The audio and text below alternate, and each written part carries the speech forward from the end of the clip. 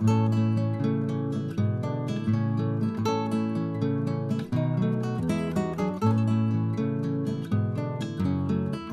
Friends, हम लोग अब सेकंड पार्ट देखते हैं हेमरेज का। इससे पहले हम लोगों ने उसका क्लासिफिकेशन और हेमरेज की डेफिनेशन वगैरह डिटेल में पढ़ लिया था, तो हम लोग आज शुरू करते हैं। ठीक है, हेमरेज को 4 क्लासेस में डिवाइड किया गया है American college of surgeon advance trauma life support के द्वारा। ठीक है, तो इन्होंने हेमरेज को 4 क्लासेस में डिवाइड किया, और 4 क्लासेस में किस बेसिस पे डिवाइड किया है? इस बेसिस पे कि कितना ब्लड लॉस हुआ है उसके अकॉर्डिंग ये चारों क्लासेस हैं। ठीक है, तो 4 क्लासेस में किस बेसिस पे डिवाइड किया है? इस बेसिस पे कि कितना ब्लड लॉस हुआ है उसके अकॉर्डिंग ये 4 क्लासेस हैं। ठीक है, तो क्लास 1 में कितना है? अगर 15% टोटल ब्लड वॉल्यूम का 15% ब्लड लॉस है तो वो क्लास 1 में आएगा। क्लास 2 में 15 to 30% है blood loss total blood volume का, और क्लास 3 में 30 to 40% ब्लड लॉस है, और क्लास 4 में मोर देन 40% ब्लड लॉस है, तो उसे हम क्लास 4 की कैटेगरी में रखेंगे। ठीक है, अब हम लोग देखते हैं कि कॉजेज ऑफ हेमरेज क्या हो सकते हैं। ठीक है, कॉजेज ऑफ हेमरेज में वुंड क्या होते हैं? डिसकंटिन्यूएशन होता है स्किन एपिथेलियम का, उसी को क्या कहते हैं हम लोग? वुंड कहते हैं। इसमें लेसरेटेड वुंड आएंगे। फिर इंसाइज्ड और punctured wound, fracture of large bone, ये भी एक कॉज होगा। Intra operative period, road traffic accident, जो भी कंडीशन जहाँ पे भी ब्लीडिंग होती है वो सारी कंडीशन क्या होंगी? कॉज होंगी हेमरेज का। ठीक है, road traffic accident, blood traumatic injury, invasive diagnostic procedure for example biopsy. ठीक है, anatomical defect, canine bite, varicose bleeding, ये सारी कंडीशंस क्या है जहाँ पर ब्लीडिंग हो सकती है। तो जितनी भी कंडीशंस में ब्लीडिंग हो सकती है वो सब क्या होंगी?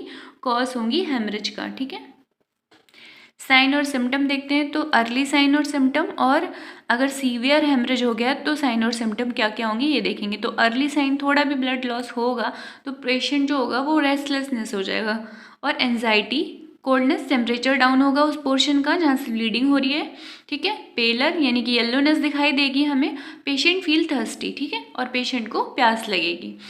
ये क्या है? ये बहुत ज़्यादा सीवियर कंडीशन नहीं है, तब भी ये हमें ऐसा देखने को मिलता है। ठीक है, लेकिन जब सीवियर कंडीशन होती है तब क्या होता है? एक्सट्रीम पेलर देखने को मिलता है। ठीक है, और रैपिड थ्रेडली पल्स चलेगी उसकी, क्योंकि ब्लड वॉल्यूम कम हो रहा है ना, उसकी वजह से उसको और प्रॉब्लम्स भी शुरू हो सकती हैं। तो ब्लड वॉल्यूम कम हो रहा है तो इसलिए उसकी जो पल्स होगी वो रैपिड थ्रेडली पल्स हो जाएगी।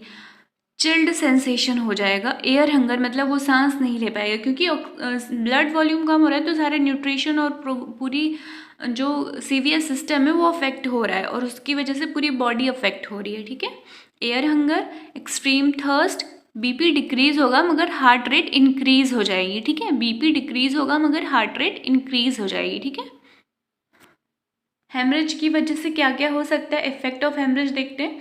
Acute renal shutdown, liver cell dysfunction, मतलब सारी बॉडी पे अफेक्ट पड़ेगा। ठीक है, कार्डियक डिप्रेशन, हाइपोक्सिया होगा, मल्टीपल ऑर्गन फेलियर, क्योंकि अगर ब्लड नहीं पहुंचेगा प्रॉपर ऑर्गन्स में तो ऑर्गन फेल होने के चांसेस पूरे पूरे होते हैं। इसीलिए कहा जाता है कि अगर ब्लीडिंग ज़्यादा हो गई है तो उसे ब्लड ट्रांसफ्यूजन कराया जाए, यानी कि ब्लड उसे चढ़ाया जाए। ठीक है, metabolic acidosis, metabolic acidosis means क्या है कि बॉडी में ऑक्सीजन लेवल जब कम होता है तो उसकी वजह से एसिड यानी कि लैक्टिक एसिड फॉर्मेशन बढ़ जाता है। ये एनाबॉलिक रिएक्शंस में होता है, उसी को कहते हैं metabolic acidosis. GIT, mucosal ischaemia, interstitial oedema, और हाइपोवॉल्मिक शॉक, यानी कि हेमरेज की वजह से, ब्लड लॉस की वजह से वॉल्यूम कम हो रहा है तो हाइपोवॉल्मिक शॉक में पेशेंट जा सकता है। ठीक है, मैनेजमेंट देखते हैं। मैनेजमेंट क्या है? ब्लीडिंग हो रही है तो हमें सबसे पहले ब्लीडिंग को रोकना होगा, बंद करना होगा, वही पहला प्रेफरेंस होगा मैनेजमेंट का। ठीक है, तो stop the blood loss by the pressure and packing, position and rest, और ऑपरेटिव प्रोसीजर, मतलब जितनी आसानी से हो सके उस तरीके से हमें करना है। अगर वो सीवियर है, प्रॉब्लम ज़्यादा है, तो हमें उससे बेटर ऑप्शन चूज़ करना है, यानी प्रेशर एंड पैकिंग, उसके बाद पोजीशन एंड रेस्ट, देन तब भी अगर कुछ नहीं हो रहा तो हमें ऑपरेटिव मेथड यानी कि ऑपरेटिव प्रोसीजर करना है। ठीक है, रिस्टोर, अगर ब्लड लॉस बहुत ज़्यादा हो गया है तो हम उसके ब्लड वॉल्यूम को मेंटेन करेंगे, तो restore the blood volume by the blood transfusion. ठीक है, प्रेशर एंड पैकिंग मेथड देखते हैं। इसमें क्या करेंगे, प्रेशर अप्लाई करेंगे ताकि ब्लड लॉस बंद हो जाए, ब्लीडिंग बंद हो जाए, और उसके बाद हम वहाँ पर बैंडेज अप्लाई कर देंगे। ठीक है, this is the method of the treatment to stop bleeding by applying pressure and packing by the using gauze. Means जो बैंडेज होता है उसे क्या कहते हैं, गॉज कहते हैं। ठीक है, पोजीशन एंड रेस्ट देखते हैं। पोजीशन और रेस्ट ये इंपॉर्टेंट है क्योंकि कभी कभी ब्लड लॉस बहुत ज़्यादा होता है, तो ये प्रेफर किया जाता है कि ब्रेन को ब्लड सप्लाई कंटिन्यू मिलती रहे, इसलिए यहाँ पर पोजीशन की बात की गई है। ठीक है, रेस्ट इसलिए ज़रूरी है इस कंडीशन में कि पेशेंट जितना रेस्ट में रहेगा उतना वो उन चीज़ों से जल्दी रिकवर हो पाएगा। ठीक है, इसलिए उसको रेस्ट में रखना ज़रूरी है। Elevation of the leg controls bleeding from varicose vein. Varicose vein में लेग का एलिवेशन किया जाता है। In the cases of haemorrhage from the thyroidectomy. ठीक है, in the case of hemorrhage from thyroidectomy, elevation of the head and reduce venous bleeding। अगर हम head and का एलिवेशन करेंगे तो वो वीनस ब्लीडिंग को क्या करेगा, रिड्यूस कर देगा।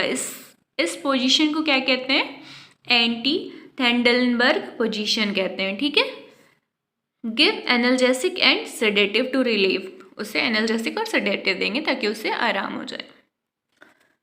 अब अगर ये सारे मेथड भी प्रॉपर काम नहीं करें तब हम क्या करेंगे, डिपेंड करेगा कि पेशेंट किस कंडीशन में है, उसकी ब्लीडिंग कैसी हो रही है, कहाँ से हो रही है, उस तरीके से कि कितनी सीवियर है कितनी कम है, उस पर डिपेंड करेगा हमें कौन सा मेथड यूज़ करना है। प्रेशर एंड पैकिंग यूज़ करना है, पोजीशन एंड रेस्ट यूज़ करना है, या हमें ऑपरेटिव मेथड यूज़ करना है। ऑपरेटिव मेथड में क्या करेंगे, ऑपरेशन करेंगे और फिर वहाँ से वेसल्स को लाइगेट कर देंगे। ठीक है, During operation, hemorrhage is usually stopped by the artery forceps and clips applied to the bleeding vessel। मतलब जिस वेसल से ब्लीडिंग हो रही है वहाँ पे आर्टरी फॉर्सेप और क्लिप्स से हम उस ब्लीडिंग को स्टॉप करेंगे। Then bleeding vessels is either ligate with catgut और सिल्क। ठीक है, according to the size of the vessel. Okay, अब ये हेमरेज का लास्ट पॉइंट, कुछ स्पेशल साइट जिनके कुछ स्पेशल नाम दिए गए हैं, अगर वहाँ से ब्लीडिंग होती है तो उन्हें हम एक स्पेशल टर्म देते हैं। जैसे कि अगर नोज से ब्लीडिंग होती है तो उसे हम एपिस्टेक्सिस कहते हैं। अगर एक्सपेक्टोरेशन के साथ ब्लड आता है लंग से तो हम उसे हेमोप्टाइसिस कहते हैं। और अगर वही स्टमक कंटेंट यानी कि वॉमिटिंग के साथ आता है तो उसे क्या कहते हैं, हेमेटोमेसिस कहते हैं। ठीक है, अगर वो ब्लड यूरिन के साथ अगर ब्लड यूरिन के साथ आ रहा है तब हमें उसे हम उसे हेमेचूरिया कहते हैं। अगर प्लूरल स्पेस में ब्लड मतलब ब्लीडिंग हुई है और वहाँ पर ब्लड कलेक्ट हो गया है तब उसे हम क्या कहेंगे, हीमोथोरेक्स कहेंगे। और मलीना क्या होता है, melaena refer to the dark black stool which usually occur as a result of the upper GIT bleeding. ठीक है, तो अगर ब्लीडिंग हुई है और ब्लड स्टूल के साथ मिक्स है तब उसे हम मलीना कहते हैं। In short term, stool mixed with the blood क्या होता है, मलीना होता है, जिसमें स्टूल में ब्लड होता है, मिक्स होता है। ठीक है, तो हमारा हेमरेज कंप्लीट हो गया। 2 पार्ट्स में है इसकी वीडियो। फर्स्ट पार्ट आप देखिए, देन सेकंड पार्ट आपको ज़्यादा अच्छे से समझ आएगा। Thanks for watching, bye bye.